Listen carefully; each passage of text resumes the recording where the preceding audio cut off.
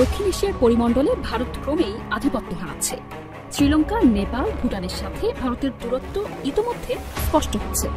ক্রমেই ভারত দক্ষিণ এশিয়ায় বন্ধুহীন হয়ে পড়ছে। ভারতের জন্য সবেধন নীলমণি হিসেবে ছিল বাংলাদেশ। 5 আগস্ট শেখ হাসিনার পলায়নের পর ভারতীয় আধিপত্য বাংলাদেশে তলানিতে ঠেকেছে। বাংলাদেশের জনগণ নিজেদের জাতীয় চেতনা অনুসারে তার বিদেশ নীতি ঠিক করছে, আর এতে দিল্লির কপালে চিন্তার ভাঁজ দেখা দিচ্ছে। এমন প্রেক্ষাপট যখন সামনে দাঁড়িয়ে, তখন বাংলাদেশকে অস্থিতিশীল করে পতিত আওয়ামী লীগ ও পলাতক শেখ হাসিনাকে প্রত্যাবর্তন করাতে চায় ভারত, এমন দাবি করা হচ্ছে নানা মহল থেকে। বিভিন্ন মাধ্যমে দাবি করা হচ্ছে ভারতীয় কেন্দ্রীয় গোয়েন্দা সংস্থা রিসার্চ অ্যান্ড অ্যানালাইসিস উইং এবার বাংলাদেশে গোপন মিশনে নেমেছে।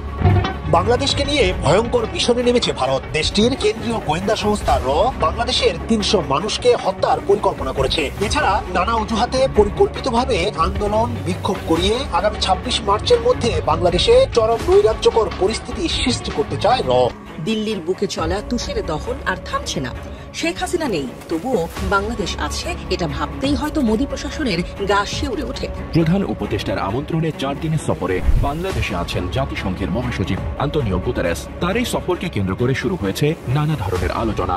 বিশেষ করে অনেকেই বলছেন শেখ হাসিনাকে ভারত থেকে ফেরত নিয়ে আসতে জাতিসংঘের মধ্যস্থতার জন্যই এসেছেন জাতিসংঘের মহাসচিব। প্রশ্ন উঠছে, বাংলাদেশ কি পারবে জাতিসংঘের মাধ্যমে ভারতকে চাপ তৈরি করতে, নাকি এইসব নয়? রোহিঙ্গা সংকট ও আগামী দিনের নির্বাচন নিয়ে কথা বলতে আসছেন গুতেরেস। শিবিরের সাবেক সাথী, বর্তমানে অন্তর্বর্তীকালীন সরকারের গুরুত্বপূর্ণ উপদেষ্টা জনাব মাহফুজ আবদুল্লাহ, তার কিছু গুরুত্বপূর্ণ রহস্য আজকে ফাঁস করব। প্রিয় দর্শক শ্রোতা, আসসালামু আলাইকুম। নতুন একটা ভিডিও জানাচ্ছি আপনাদের স্বাগতম। এইমাত্র পাওয়া তাজা এবং গরম খবর। আজকের এই ভিডিওতে আপনারা দেখতে চলেছেন বাংলাদেশকে নিয়ে ভয়ঙ্কর এক পরিকল্পনা সাজিয়েছে ভারতের এজেন্ট সেই সাথে শেখ হাসিনাকে যখন তখন কঠিনতম শাস্তি দিবে, এমনটা জানিয়ে কথা বলেছে কিন্তু যুক্তরাষ্ট্রের প্রেসিডেন্ট এবং মহাসচিব। দর্শক বন্ধুরা, আজকের ভিডিওটি খুবই গুরুত্বপূর্ণ হতে চলেছে। আমি আপনাদের কাছে আশা রাখবো আজকের এই ভিডিওটি সম্পূর্ণ দেখে যাবেন, তাহলে অনেক কিছু জানতে পারবেন এবং বুঝতে পারবেন। আমি আর বেশি কথা না বাড়িয়ে আপনাদের বিস্তারিত ভিডিওতে দিয়ে যাবো। তার আগে ছোট রিকোয়েস্ট থাকবে আপনাদের কাছে, যারা এরকম ভিডিও দেখতে পছন্দ করেন দ্রুত এই চ্যানেলটি সাবস্ক্রাইব করে পাশে থাকা বেল আইকনটি বাজিয়ে রাখবেন। ইতিমধ্যে যারা সাবস্ক্রাইব করে দিয়েছেন তাদের জানাচ্ছি অসংখ্য ধন্যবাদ। প্রিয় দর্শক বন্ধুরা, চলুন এই ভিডিওতে লাইক করে দিয়ে আমরা বিস্তারিত ভিডিওগুলো মোবাইলের স্ক্রিন থেকে ধারাবাহিকভাবে একের পর এক দেখে আসছি। মণ্ডলে ভারত ক্রমেই আধিপত্য হারাচ্ছে। শ্রীলঙ্কা, নেপাল, ভুটানের সাথে ভারতের দূরত্ব ইতোমধ্যে স্পষ্ট হচ্ছে। ক্রমেই ভারত দক্ষিণ এশিয়ায় বন্ধুহীন হয়ে পড়ছে। ভারতের জন্য সবেধন নীলমণি হিসেবে ছিল বাংলাদেশ। 5 আগস্ট শেখ হাসিনার পলায়নের পর ভারতীয় আধিপত্য বাংলাদেশে তলানিতে ঠেকেছে। বাংলাদেশের জনগণ নিজেদের জাতীয় চেতনা অনুসারে তার বিদেশ নীতি ঠিক করছে, আর এতে দিল্লির কপালে চিন্তার ভাঁজ দেখা দিচ্ছে। এমন প্রেক্ষাপট যখন সামনে দাঁড়িয়ে, তখন বাংলাদেশকে অস্থিতিশীল করে পতিত আওয়ামী লীগ ও পলাতক শেখ হাসিনাকে প্রত্যাবর্তন করাতে চায় ভারত, এমন দাবি করা হচ্ছে নানা মহল থেকে। বিভিন্ন মাধ্যমে দাবি করা হচ্ছে ভারতীয় কেন্দ্রীয় গোয়েন্দা সংস্থা রিসার্চ অ্যান্ড অ্যানালাইসিস উইং এবার বাংলাদেশে গোপন মিশনে নেমেছে। যদিও অসমর্থিত সূত্রের এমন দাবি পুরোপুরি যাচাই করা সম্ভব হয়নি, তবে এমন দাবির সপক্ষে ধীরে ধীরে কিছু আলামত স্পষ্ট হচ্ছে। জানুয়ারির শেষ দিকে আল জাজিরার অনুসন্ধানী সাংবাদিক জুলকারনাইন সায়ের এক পোস্টে দাবি করেছেন যে বাংলাদেশে এজেন্টদের আনাগোনা বেড়েছে। সাথে তিনি তখন 2 জন এজেন্টের পরিচয়ও প্রকাশ করেছেন। তিনি সম্প্রতি আরেক পোস্টে ভারতীয় গোয়েন্দাদের বাংলাদেশে আসার কথা জানিয়ে সতর্ক করেছেন, যদিও তার দাবির সপক্ষে তিনি পরবর্তীতে আরও তথ্য প্রমাণাদি প্রকাশ করেননি। জানা যাচ্ছে, নানা অজুহাতে পরিকল্পিত আন্দোলন বিক্ষোভ করিয়ে আগামী 26 মার্চের মধ্যে বাংলাদেশে চরম নৈরাজ্যকর পরিস্থিতি সৃষ্টি করার পায়তারা চলছে। ইতিমধ্যে বিভিন্ন দেশে বিভিন্ন নামে আন্দোলন বাঁধানোর চেষ্টা চালিয়েছে একটি মহল। এসব আন্দোলন প্রচেষ্টাকে নেটিজেনরা অমুক লীগের আন্দোলন, তমুক লীগের আন্দোলন এমন নানা অভিধায় অভিযুক্ত করতে দেখা গিয়েছে। দেশের শান্তিপ্রিয় সংখ্যালঘু সম্প্রদায়কে ব্যবহারের হীন প্রচেষ্টার মাধ্যমে দেশে দাঙ্গা লাগানোর চেষ্টা নস্যাৎ করে দিয়েছে দেশপ্রেমিক জনতা। একের পর এক আন্দোলন বাঁধিয়ে দেশের অর্থনীতিকে চাপে রাখার চেষ্টা হচ্ছে বলেও বিশ্লেষকরা মন্তব্য করেছেন। সর্বশেষ আইনশৃঙ্খলা বাহিনীর উপর হামলার মাধ্যমে একটা পক্ষ শাহবাগে নতুন করে অবস্থান নিতে চেয়েছিল। তাদের প্রতিরোধে ঢাকা বিশ্ববিদ্যালয়ের হাজার হাজার ছাত্র রাতেই রাস্তায় মিছিল নিয়ে নেমে আসে।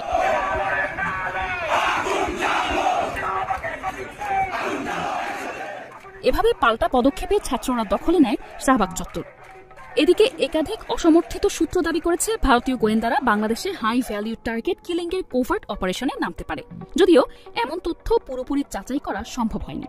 তবে ঢাকায় বিভিন্ন শীর্ষ সন্ত্রাসীর আনাগোনা বেড়েছে এবং আইন শৃঙ্খলা পরিস্থিতি ঘোলাটে করতে চেষ্টা করছে বিভিন্ন সন্ত্রাসী দল। শীর্ষ সন্ত্রাসী সুব্রত বাইনের অবাধে ঘোরাফেরার ছবি ইতোমধ্যে সামাজিক যোগাযোগ মাধ্যমে দেখা গিয়েছে। অভিযোগ আছে, বিগত সময়ে ভারতীয় একটি গোয়েন্দা সংস্থার ছত্রছায়ায় ছিল সুব্রত বাইন। তাকে রাজনৈতিক গুপ্ত হত্যার জন্য ব্যবহার করা হতে পারে বলেও আশঙ্কা করছে সংশ্লিষ্ট মহল। ভারতীয় গোয়েন্দা সংস্থার বিরুদ্ধে এসব অভিযোগ ডালপালা মেলতে শুরু করেছে। বিডিআর হত্যাকাণ্ডের তদন্ত বাধাগ্রস্ত করতেও তাদের সরব উপস্থিতির কথা শোনা যাচ্ছে। তাদের পরিকল্পনার মধ্যে ধর্মীয় সহিংসতা সৃষ্টি করা, বিভিন্ন স্থাপনায় আগুন দেয়া, গুজব ছড়ানো, আন্দোলনের নামে দেশকে অস্থিতিশীল করার মাধ্যমে শেখ হাসিনাকে ফিরিয়ে আনার চেষ্টা থাকতে পারে বলেও জানা যাচ্ছে। ইতোমধ্যে ভারতীয় মিডিয়ার কিছু রিপোর্টে এমন ইঙ্গিত দেওয়া হয়েছে। এসব মিডিয়া পরিকল্পিত মিথ্যাচারের মাধ্যমে বাংলাদেশকে নেতিবাচকভাবে উপস্থাপনের চেষ্টা করছে বলেও অনেকে মনে করছেন। গত মঙ্গলবার রাতে আন্তঃবাহিনী জনসংযোগ পরিদপ্তর আইএসপিআর এক সংবাদ বিজ্ঞপ্তিতে ভারতীয় মিডিয়ায় পরিকল্পিতভাবে অনবরত মিথ্যাচারের প্রতিবাদ জানিয়েছে। এদিকে পুলিশ ও অন্যান্য গোয়েন্দা সংস্থার ঊর্ধ্বতন কর্মকর্তারা জানাচ্ছেন, দেশি বিদেশি ষড়যন্ত্র রুখতে সব ধরনের প্রস্তুতি রয়েছে বাংলাদেশের আইনশৃঙ্খলা রক্ষাকারী বাহিনীর। ছাত্র জনতার গণ অভ্যুত্থানে স্বৈরাচার পালিয়ে গেলেও থেমে নেই ষড়যন্ত্র। বিভিন্ন সূত্রে দাবি করছে, ভারতীয় গোয়েন্দা সংস্থার এর এই মুহূর্তে অগ্রাধিকার হল সদ্য গঠিত তরুণদের রাজনৈতিক দলে ভাঙন ধরানো এবং বর্তমান সরকারকে নভেম্বরের মধ্যে হিজবুত তাহরির ও শিবির প্রভাবিত সরকার বলে প্রতীয়মান করার চেষ্টার মাধ্যমে একটা অস্থিরতা তৈরি করা। এভাবে দেশকে একটা অকার্যকর রাষ্ট্রে পরিণত করার চেষ্টা করা হতে পারে। দেশের মানুষের একটা অংশের এমন আশঙ্কা রয়েছে বলেও শোনা যাচ্ছে। এদিকে 2013 সালের গণজাগরণ মঞ্চের গঠনেও ভারতের প্রত্যক্ষ মদত রয়েছে বলেও শোনা যায়।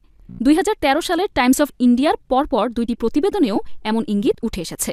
এখন আবার শাহবাগকে কেন্দ্র করে আরেকটি অস্থিরতা সৃষ্টির পায়তারা হচ্ছে কিনা সে বিষয়েও প্রশ্ন আসছে সচেতন মহল থেকে।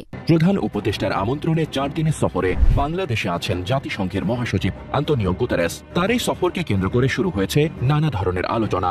বিশেষ করে অনেকেই বলছেন, শেখ হাসিনাকে ভারত থেকে ফেরত নিয়ে আসতে জাতিসংঘের মধ্যস্থতার জন্যই এসেছেন জাতিসংঘের মহাসচিব। প্রশ্ন উঠছে, বাংলাদেশ কি পারবে জাতিসংঘের মাধ্যমে ভারতকে চাপ তৈরি করতে, নাকি এইসব নয়? রোহিঙ্গা সংকট ও আগামী দিনের নির্বাচন নিয়ে কথা বলতে আসছেন গুতেরেস। প্রায় 7 বছরের মাথায় জাতিসংঘ মহাসচিবের দ্বিতীয় দফা সফর নিয়ে এরই মধ্যে আলোচনা শুরু হয়েছে। মূলত তার এই সফরে রোহিঙ্গা শরণার্থী সংকট এবং মানবাধিকারের প্রসঙ্গ বেশি অগ্রাধিকার পাবে বলছে সরকার। এছাড়া বাংলাদেশে বিদ্যমান রাজনৈতিক পরিস্থিতি সম্পর্কেও আলোকপাত করতে পারেন জাতিসংঘ মহাসচিব। এছাড়া জাতিসংঘ মানবাধিকার দপ্তরের ফ্যাক্ট ফাইন্ডিং মিশন তাদের প্রতিবেদনে জুলাই আগস্ট গণ অভ্যুত্থানে প্রায় 1400 মানুষ মারা যাওয়ার তথ্য দিয়েছে। ফলে এমন হত্যাকাণ্ডের জন্য জবাবদিহিতার প্রসঙ্গ আনতে পারেন জাতিসংঘ প্রধান। এর বাইরে সিভিল সোসাইটির সঙ্গে অনুষ্ঠেয় বৈঠকটিকে খুবই গুরুত্বপূর্ণ বলে মনে করছেন অনেক বিশ্লেষক, যেখানে আগামী দিনের অবাধ, সুষ্ঠু ও অংশগ্রহণমূলক নির্বাচন অনুষ্ঠানের মাধ্যমে গণতন্ত্রে ফিরে যাওয়া নিয়ে জাতিসংঘের প্রত্যাশা নিয়ে কথা বলতে পারেন বলে ধারণা করা যাচ্ছে।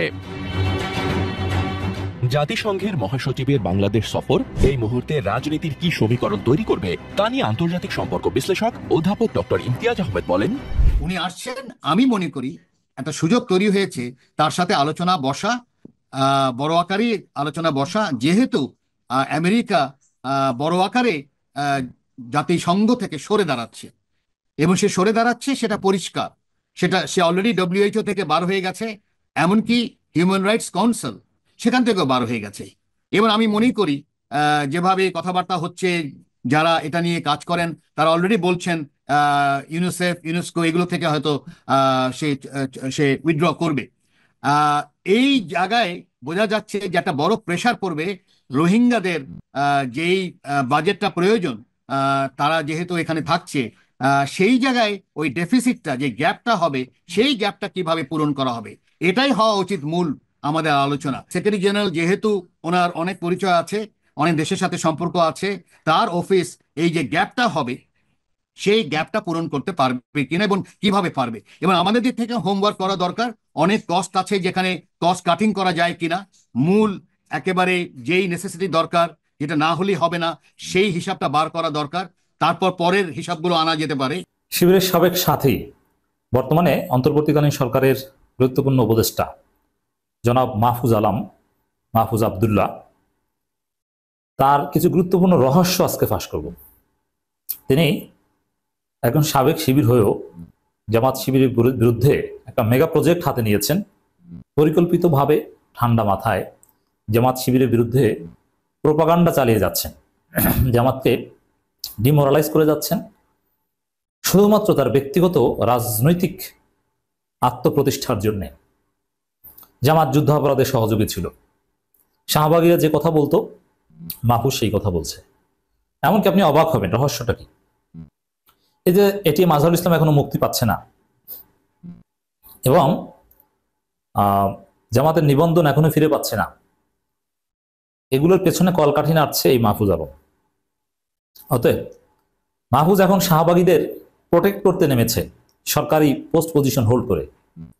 একই সাথে এটিএম আজহারুল ইসলামকে মুক্তি দিতে দিচ্ছে না, জামাতের নিবন্ধন ইস্যুটাও ঝুলিয়ে রেখেছে সরকারি মেকানিজম ব্যবহার করে। অতএব জামাতের এখন কি করণীয় এটা আগে বলি।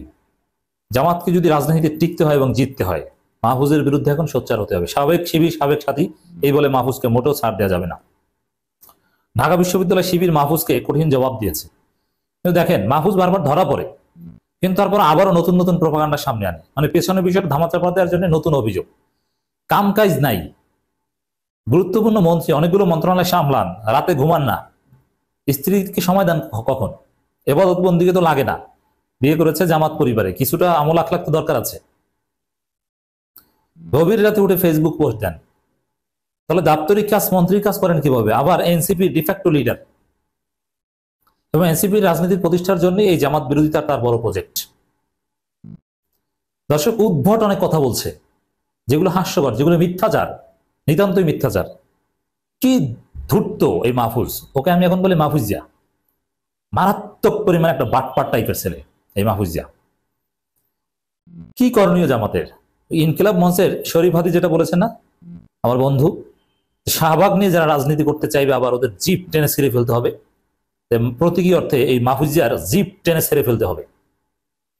আমি যখন কথা বলছি তখন পর্যন্ত এই মাহফুজ জিয়ার বক্তব্যের কোনো জবাব জামাত ইসলামী অফিসিয়ালি দেয়নি, সাথে সাথে জবাব দেওয়া উচিত। এবং সারা দেশে জামাত শিবির উচিত এই মাহফুজ জিয়ার বিরুদ্ধে মিছিল করা, ওর কুশপুত্তলিকে দাহ করা উচিত, ওকে বুঝিয়ে দেওয়া উচিত কত দানে কত চাল, ওর পক্ষে যে কথা বলবে ওর খবর আছে। ওই শরীফ হাদি যেটা বলেছে ইনকিলাব মঞ্চের, জিপ টেনে ছেড়ে ফেলতে হবে। শাহবাগীদেরকে প্রোটেক্ট করা রাজনীতি মারাইছ, কঠিন হুঁশিয়ারি দিতে হবে জামাত শিবিরকে। ওইসব উপদেষ্টাগুলো গোনার টাইম আছে নাকি? এটাকে হাসিনার আমল যে উপদেষ্টাদের ভয় পাবে। ঢাকা বিশ্ববিদ্যালয়ের ছেলেরা মিছিল করেছে, সেখানে এই মাহফুজের বিরুদ্ধে বলেছে। ছোট ছোট ছেলেরা মাহফুজের চাইতে অনেক জুনিয়র, এরা বলছে তুমি যে মাহফুজ তুমি কি শুরু করেছো? আর আমরা তো বলি মাহফুজ যে কেন আমাদের স্টুডেন্ট। তো দর্শক, জামাত শিবির কি করণীয় আশা করি বোঝাতে পেরেছি। এই মাহফুজ যারা জামাত শিবির বড় ক্ষতি করতে চায়, মানে কারণ একটাই, যে নিজেকে জামাত বিরোধী সাবেক শিবির না এটা প্রমাণ করতে, বা শিবিরের সাথে সাবেক শিবির এটা তো বলে লাভ নেই, শিবিরের সাথে ছিল এটা তো এস্টাবলিশ, কিন্তু এখন তিনি জামাতি আদর্শে ধারণ করেন না, তিনি পালনবাদী শাহবাগী অমুক তমুক, এটা বোঝানোর জন্য পাগল হয়ে গিয়েছেন, এই জন্য উদ্ভট কথাবার্তা বলছেন। সাপোজ যখন জামাতের লোকজন তাকে গালাগালি করবে, তখন বিএনপির লোকজন তাকে আপন মনে করবে, শাহবাগী আপন মনে করবে, এটাই চান, এটাই মাহফুজা চায়, সহজ হিসাব। তো দর্শক, কি উদ্ভট কথাবার্তা। ছোটকাল থেকে নাকি মাহফুজ জিয়া জানে যে জামাত আলেম ওলামা বিরোধী, অথচ এই মাহফুজের শিবিরের সাথী ছিল। 14 গোষ্ঠী জামাত, বিয়ে করেছে জামাত পরিবারে। মীর কাশেম আলীর ছেলে ব্যারিস্টার আরমান মাহফুজের পোস্ট শেয়ার করেছেন, যদি তিনি বলেছেন পোস্ট শেয়ার করা মানে এটা না যে ওটা সমর্থন করি। কি মিথ্যা কথা, যে ছোটবেলা থেকে নাকি জানে যে জামাত আলেম ওলামা বিরোধী, অথচ নিজেই শিবিরের সাথী ছিল। এরপরে সরসিনেবন্দী মাদ্রাসায় নাকি পড়েছে, মানে নিজেকে জামাতের সাথে, অথচ এই আলেম পাস করেছে, দাখিল পাস করেছে সরসিনেবন্দী মাদ্রাসা থেকে, কিন্তু আলেম পাস করেছে তামরির মিল্লাত জামাতপন্থী মাদ্রাসা থেকে। মানে কি উদ্ভট কথাবার্তা, মিথ্যা, জনগণকে বোকা বানাচ্ছে, শাহবাগীদের প্রিয় হওয়ার চেষ্টা করছে, নিজের একটা স্বতন্ত্র রাজনীতি দাঁড় করানোর চেষ্টা করছে। এটাই হচ্ছে তার রহস্য। আর একটা রহস্য তো বললাম যে এটি আজহারুল ইসলামের মুক্তি এবং জামাতের নিবন্ধন ইস্যুতে কলকাঠি নাড়ছে এই মাহফুজ জিয়া, ওকে ধরতে হবে। জামাতের লোকজন জেগে উঠুন। অন্তর্বর্তীকালীন সরকারের প্রধান উপদেষ্টা জনাব ইউনূস, ডক্টর মোহাম্মদ ইউনূস অতি সম্প্রতি একটি সাক্ষাৎকার দিয়েছেন ব্রিটেনের বিখ্যাত গার্ডিয়ান পত্রিকাতে। সেখানে তিনি বর্ণনা করেছেন যে জুলাই আগস্ট বিপ্লবের পরে তিনি যখন ক্ষমতায় এসেছেন, তখন বাংলাদেশের যে আর্থসামাজিক অবস্থা এটা গাজার মতো ছিল। তিনি আবার সেটিকে ব্যাখ্যা করেছেন যে গাজাতে যেভাবে সমস্ত স্ট্রাকচারগুলো, স্থাপনাগুলো ধ্বংস করে দেওয়া হয়েছিল, ঠিক ওইরকম আক্ষরিক অর্থে বাংলাদেশের যে স্ট্রাকচারগুলো রয়েছে, ব্রিজ, কালভার্ট, পুল, বিল্ডিং, অফিস, আদালত, হাসপাতাল, এগুলো দৃশ্যত অক্ষত ছিল, ফিজিক্যালি অক্ষত ছিল। কিন্তু গাজাতে যেটা হয়েছিল সেটা হলো সমস্ত লাইনগুলো কাট আপ ছিল, সমস্ত মানুষগুলো সেখান থেকে চলে গিয়েছিল, সবাই বাস্তুচ্যুত হয়ে পড়েছিল এবং সেখানে একটা মানবিক বিপর্যয় তৈরি হয়েছিল। ঠিক ওইরকম একটা পরিস্থিতি বাংলাদেশে হয়ে গিয়েছিল। তারপর তিনি যেটা বলেননি, বাট বাস্তবতা হলো যেটা বোঝা যায় সেটা হলো তিনি সেই মহামানব যার নেতৃত্বে এই গাজারূপী বাংলাদেশের উত্থান হয়েছে, পুনর্গঠন হয়েছে এবং এখন যে কোনো সূচকে বাংলাদেশ এমন একটা ভালো অবস্থানে আছে যেটি 2-4-10 বছরের অতীতের কখনই ছিল না। তো এই কথাটি ডক্টর মোহাম্মদ ইউনূস তিনি বলেছেন। তার এই বক্তব্য যদি আপনি সাদামাটা হিসেবে নেন, এর মধ্যে আবেগ আছে, এর মধ্যে প্রেম আছে, ভালোবাসা আছে, আপনি ইচ্ছা করলে এগুলো অ্যাভয়েড করতে পারেন। কিন্তু তিনি যে পদ পদবিতে আছেন, সেই পদ এবং পদবিতে থেকে তার এই বক্তব্য আমাদের জন্য কতটা শোভনীয় এবং তার জন্য কতটা যাকে বলা হয় গ্রহণীয়, এটি আলোচনা করতেই হবে। এর কারণ হলো তার অফিসটি সরকারি অফিস, তিনি আমাদের টাকায় চলেন, আমাদের ট্যাক্সে চলেন এবং আমাদের উপর ছড়িয়ে ঘুরান আমাদের টাকা খেয়ে। কাজেই আমাদের অধিকার রয়েছে তাকে নিয়ে কথা বলার। প্রথমত হলো যে আমরা খুব অবাক বিষয় লক্ষ্য করি যে তিনি আমাদের দেশের সাংবাদিকদের সঙ্গে কথা বলতে স্বাচ্ছন্দ্য অনুভব করেন না। আমাদের দেশের যে কজন সাংবাদিক তার সাথে কথা বলতে গেছেন তিনি এলোমেলো কথা বলেছেন। সেই নুরুল কবির সাহেব বলেন, মতিউর রহমান চৌধুরী বলেন, তারপরে মাহফুজ আনাম বলেন, মতিউর রহমান প্রথম আলোর বলেন, যারাই তার সাক্ষাৎকার নিয়েছেন, বিবিসির বাংলা বিভাগের যিনি প্রধান তার সাক্ষাৎকার নিয়েছেন, প্রায় সবাইকে তিনি কনফিউজ করে দিয়েছেন। ডালের সাথে চাল মিশিয়ে দিয়েছেন, চালের সঙ্গে আটা মিশিয়ে দিয়েছেন, ময়দা মিশিয়ে দিয়েছেন, তারপরে নারকেল তেলের সঙ্গে কেরোসিন তেল মেখে দিয়েছেন, তারপরে সরষের তেলের সঙ্গে ক্যাস্টর অয়েল মেখে দিয়েছেন। ফলে ওখান থেকে যে সাংবাদিক বের হয়েছে তিনিও মাথামুন্ডু কিছু বুঝতে পারেননি। আর তার সেই কথাগুলো যখন তারা চাপিয়েছে, সেই কথাবার্তা শুনে আমরাও তার কোনো মাথামুন্ডু বুঝতে পারিনি।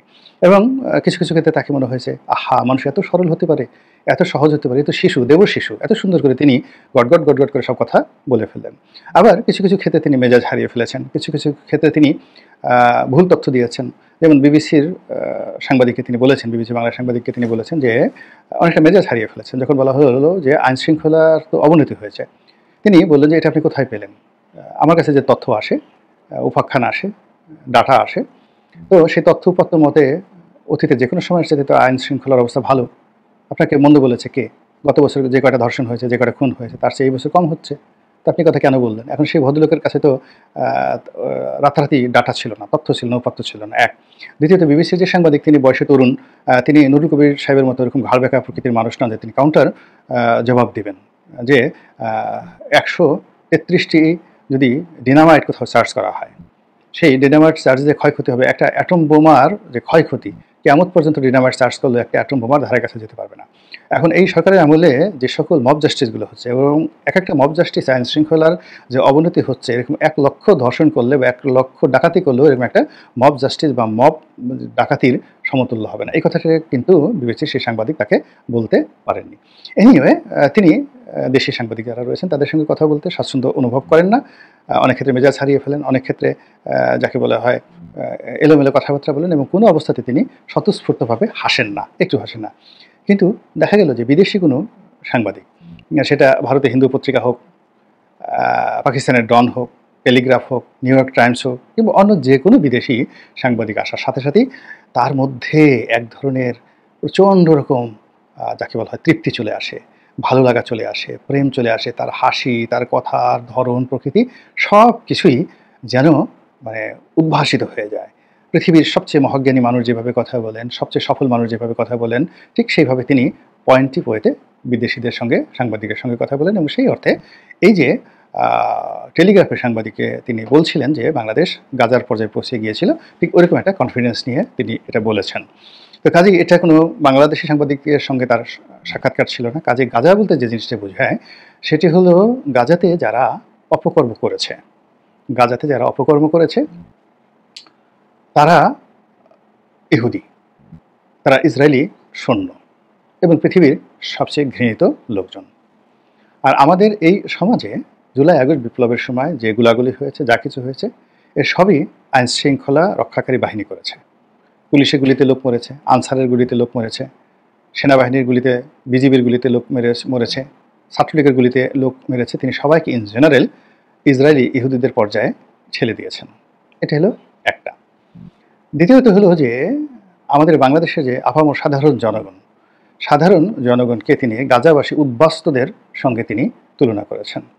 এখন এই যে গাজার যারা সাধারণ জনগণ, সেই সাধারণ জনগণের অনেক নৃতাত্ত্বিক বৈশিষ্ট্য রয়েছে। আমরা তাদেরকে অনেক ভালোবাসি, তাদের প্রতি সহমর্মী, কিন্তু এখানে ইতিহাসের যে বিষয়গুলো আমি এখানে বললাম না, শুধুমাত্র প্রথম মহাযুদ্ধে তারা অটোম্যান সাম্রাজ্যের সঙ্গে যে আচরণ করেছে এবং করে যেভাবে ট্রান্স জর্ডান রেলওয়ে তারা বোমা মেরে উড়িয়ে দিয়ে মক্কার শাসক শরীফ হোসেনের সাথে তারা বেঈমানি করে একত্র, মানে তারা একটা গ্রুপ অফ মির্জাফর, তারা একত্র হয়ে যেভাবে মুসলমানদের বিরুদ্ধে, মুসলমান ডাইনেস্টির বিরুদ্ধে প্রথম মহাযুদ্ধে তারা গুরুত্বপূর্ণ ভূমিকা পালন করেছিল, সেখান থেকে কিন্তু আজকের মধ্যপ্রাচ্যে যে সিরিয়া বলেন, সৌদি আরব বলেন, তারপরে ইরাক, ইরান, এই যত রকম সমস্যা ওই প্রথম মহাযুদ্ধের ওই জায়গা থেকে কিন্তু শুরু হয়েছিল। তো বেসিক্যালি যে জিনিসটা হচ্ছে যে ফিলিস্তিনি যে জনগণ, সেই জনগণ এখন ইসরায়েলের যে আগ্রাসন, সেই আগ্রাসনের কাছে অসহায়। বাংলাদেশের জনগণ কি সেই অসহায়? না, তারা বিজয়ী। তাদেরকে আপনি কোনো অবস্থাতেই গাজার নির্যাতিত নিপীড়িত মানুষের সঙ্গে বাঙালিকে তুলনা করতে আপনি পারেন না। আমরা বিজয়ী। আমরা যদি আপনি সেনাবাহিনী, পুলিশ বাহিনী যারা গুলি করেছে, ছাত্রলীগ, আওয়ামী লীগদেরকে আপনি ইহুদি বলেন, এটা আপনার ব্যাপার, কিন্তু ফিলিস্তিনিদের মতো আমরা নির্বিচারে গুলি খাইনি, কিংবা আমরা পরাজিত হয়ে পালিয়ে যাইনি, সীমান্ত পাড়ি দিয়ে আমরা পালিয়ে যাইনি। আমরা জনগণ, বিজয়ী জনগণ এদেশে আছি। ফলে আমরা কোনো অবস্থাতে ফিলিস্তিনি নই, আমরা বীর বাঙালি। মহান মুক্তিযুদ্ধ 1971 সনে ডক্টর মোহাম্মদ ইউনূস যুদ্ধ করেননি। তো যদি যুদ্ধ করতে, তাহলে যুদ্ধের একটা স্পিরিট তার মধ্যে কাজ করতে এবং তিনি বুঝতেন যে যুদ্ধ কাকে বলে। কিংবা আমাদের দেশে যে গণ আন্দোলনগুলো হয়েছে, এরশাদ বিরোধী যে আন্দোলনগুলো হয়েছে, সেই আন্দোলনে তিনি কখনো অংশগ্রহণ করেননি, বরং তিনি এরশাদের সঙ্গে খুবই তার একটা দহরম মহরম সম্পর্ক ছিল পুরো সময়টা। এবং গ্রামীণ ব্যাংক প্রতিষ্ঠার পেছনে জনাব হুসেইন মোহাম্মদ এরশাদের একটা বিরাট ভূমিকা ছিল এবং তিনি দুই হাতে ডক্টর মোহাম্মদ ইউনূসকে সাহায্য করেছেন, সহযোগিতা করেছেন। আর আমরা সেই লোকটির বিরুদ্ধে রক্ত ঝরিয়েছি, জীবনের স্বর্ণালীর সময় পার করেছি, জেল জুলুম হুলিয়ার মধ্যে আমরা সময় কাটিয়েছি। কাজেই স্বৈরাচারের বিরুদ্ধে যুদ্ধ করার যে হিম্মত, এটি উনি বুঝতে পারবেন না। এমনকি আওয়ামী লীগের বিরুদ্ধে আমি ক্ষুদ্র একজন মানুষ যে যুদ্ধ করে আসছি 2014 থেকে অনবরত, আর আওয়ামী লীগের বিরোধিতা করে আসছি সেই 2010 সন থেকে। আমি ওই দলের সংসদ সদস্য হয়ে তাদের অন্যায় কর্মগুলো বিরোধিতা করে আসছি। তো কাজেই একজন লোকের, শক্তিশালী শাসকের বিরুদ্ধে যুদ্ধ করতে, বিদ্রোহ করতে দম লাগে, জিদ লাগে, মেলা জিদ লাগে, পৌরুষত্ব লাগে। তো সেই জিনিসগুলো তার ছিল না। তিনি একটি বারের জন্য ভয়ে শেখ হাসিনার বিরুদ্ধে উফ শব্দ করেননি। শেখ হাসিনা তাকে যা ইচ্ছে তাই সুদখোর মুদখোর বলে গালাগালি করে তার 14 গোষ্ঠী উদ্ধার করেছে। এখন তিনি ভয়ে আসলে কোনো কথা বলেননি। যদি শেখ হাসিনা ডলা দেয় বা শেখ হাসিনা যদি আরও নির্মম এবং নিষ্ঠুর হন, এই জন্য তিনি সেই কথাগুলো বলেননি। কিন্তু তিনি যে কথা বলতে পারেন, এটা আমরা এখন টের পাচ্ছি। এখন তিনি ভারতকে গাল দিচ্ছেন, শেখ হাসিনাকে গাল দিচ্ছেন, তারপরে তার ভাষায় আরও অনেক কথাবার্তা বলছেন, কিন্তু সেগুলো তিনি সেই জমানাতে তিনি বলেননি। তো কাজেই তার যে মন মানসিকতা, সেটা তিনি অবহেলিত, নির্যাতিত, নিপীড়িত ফিলিস্তিনিদের যে মানসিক অবস্থা, এটা তিনি ভালো অনুধাবন করতে পারবেন, বিকজ তিনি ওইরকমভাবেই শেখ হাসিনা দ্বারা নির্যাতিত হয়েছেন। কিন্তু আমরা শেখ হাসিনা দ্বারা নির্যাতিত হয়েছি, কিন্তু রুখে দাঁড়িয়েছি বীর বাঙালির মতো। পাকিস্তানের বিরুদ্ধে আমরা যেভাবে আমাদের পূর্বপুরুষের রুখে দাঁড়িয়েছিল, এরশাদের বিরুদ্ধে আমরা যেভাবে রুখে দাঁড়িয়েছিলাম, 111-এর বিরুদ্ধে আমরা যেভাবে রুখে দাঁড়িয়েছিলাম, এমনকি বিএনপির বিরুদ্ধে আমরা রুখে দাঁড়িয়েছিলাম, এমনকি আওয়ামী লীগের বিরুদ্ধে আমরা রুখে দাঁড়িয়েছিলাম, এবং সেই ধারা এই দেশের কোটি কোটি মানুষের মধ্যে এখনও প্রবাহমান। এখনও আমরা ফিলিস্তিনির জনগণ হয়ে যায়নি। তো কাজেই তিনি যদি তার মনস্তাত্ত্বিক দিক থেকে এখানে যে দুটো ডিভাইড করে ফেলেছেন, যে এদেশের জনগণের উপর যদি ইসরায়েলি বর্বরতা চলে, তাহলে ইসরায়েলির বর্বরতার প্রতিকূলে পুরো আরব যেভাবে মাহরুম, পুরো ফিলিস্তিনিরা যেভাবে মাহরুম, জনগণ যেখানে অসহায়, এবং এখানে হামাসের যারা যোদ্ধা রয়েছেন, একটা বিশেষ শ্রেণীর যোদ্ধা, তার নিরাপদে যুদ্ধ থেকে দুই পক্ষই কেই তারা বিপদের মধ্যে ফেলে দিয়েছেন, সেটা আলাদা জিনিস। কিন্তু তিনি সরাসরি যে জনগণ, তিনি যদি বলতেন যে আমাদের এই বাংলাদেশের যারা জনগণ তারা হামাসের যোদ্ধাদের মতো বীর, সেটা না বলে তিনি ফিলিস্তিনি জনগণের পরোক্ষভাবে সেদিকে ইঙ্গিত করেছেন। সেই অর্থে আমরা অসহায়, আমরা দুর্বল এবং আমরা ইহুদির দ্বারা নির্যাতন ভোগকারী এবং ইহুদিরা যেভাবে আমাদের চালাচ্ছে আমরা সেইভাবে চলছি। এই জিনিসগুলো কথা বলতে গেলে যদি দায়িত্বপূর্ণ পদে থেকে মানুষ এই বিষয়গুলো সতর্ক না হন, তিনি হয়তো বলতে পারেন যে আমি তো এত কিছু চিন্তা করে বলিনি, মিস্টার রনি এইগুলো সব খালি প্যাঁচ লাগাচ্ছে একটার পর একটা বলে, কোথা থেকে কি বললাম, আমি এটা ভালো কথা বলেছি, গাজার সঙ্গে তুলনা করেছি, আর সেটাকে সে পেঁচিয়ে পেঁচিয়ে কোথায় নিয়ে আসে। এটাই হলো দার্শনিক তত্ত্ব। আপনি যে কথাটা আজ বলেছেন, আলটিমেটলি একবার দুইবার এই কথা আপনি বলবেন, এরপর আরেকজন বলবে, বলতে বলতে শুনতে শুনতে একটা সময় আমাদের উপর যারা নির্যাতনকারী তারা ইসরায়েলের মতো হয়ে যাবে, আর আমরা যারা জনগণ রয়েছি তারাও ফিলিস্তিনিদের মতো হয়ে যাব। কাজেই ডক্টর মোহাম্মদ ইউনূস যে বক্তব্য দিয়েছেন, অন্য যে যাই বলুক না কেন, আমি এর সঙ্গে সম্পূর্ণ দ্বিমত পোষণ করি। আমরা ইসরায়েলও নই, আমরা ইহুদিও নই, আমরা মুমিন, আমরা মুত্তাকি, আমরা মুসলমান, আমরা বাঙালি, আমরা হিন্দু, বৌদ্ধ, খ্রিস্টান, আমরা আদিবাসী নৃতাত্ত্বিক গোষ্ঠী। প্রিয় দেশবাসী, শুরু থেকে শেষ পর্যন্ত যারা এই ভিডিওটি দেখেছেন সকলকে জানাই অসংখ্য অসংখ্য ধন্যবাদ। যারা এরকম নিউজ ভিডিও পেতে পছন্দ করেন তারা অবশ্যই এই চ্যানেলটি সাবস্ক্রাইব করে পাশে থাকা বেল আইকনটি বাজিয়ে দিবেন। যারা এখনও এই ভিডিওটি শেয়ার করেননি, এই ভিডিওটি দ্রুত শেয়ার করে সকলকে দেখার সুযোগ করে দিন। আজকের মতন এই পর্যন্ত, দেখা হচ্ছে পরবর্তী কোনো ভিডিও নিয়ে ইনশাল্লাহ।